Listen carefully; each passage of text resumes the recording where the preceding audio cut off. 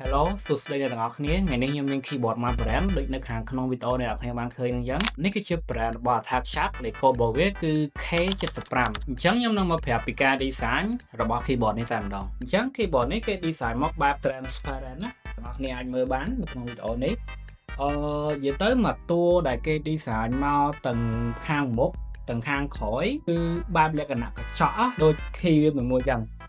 ទាំងអស់គ្នាអាចមើលធ្លុះទៅក្នុងបានទៀតមិនថាតួលើតួគៀនសងខាងតួគៀននេះគឺវាមើលធ្លុះទៅក្នុងទាំងអស់គឺ transparent ហើយមែនតើអញ្ចឹងចូលមកដល់ spec វាវិញម្ដង spec វាគឺជាប្រភេទ keyboard ដែលមាន size 75%ហើយប្រើប្រាស់បានជាមួយនឹងខ្សែ Type C អញ្ចឹងហើយក៏បានភ្ជាប់មកជាមួយនឹង knob controller ផងដែរទាំងអស់គ្នាអាចប្រកាសជាឃើញទេខ្ញុំ move ឡើងអ្នកនរគ្នាមើលអញ្ចឹង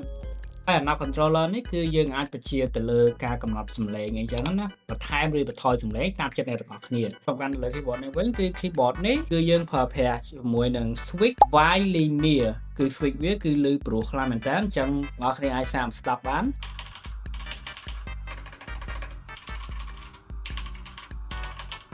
ចឹងយើងមកនិយាយពី RGB របស់ keyboard នេះវិញ RGB របស់ keyboard នេះទាំង effect ទាំងពណ៌គឺអ្នកទាំងអស់គ្នាលេងបានមកស្អាតតែម្ដងហើយ keyboard នេះគឺយើងចង់យកទៅធ្វើការឬលេង game គឺបានតាមចិត្តតែម្ដងហើយតម្លៃរបស់ keyboard នេះត្រឹមតែ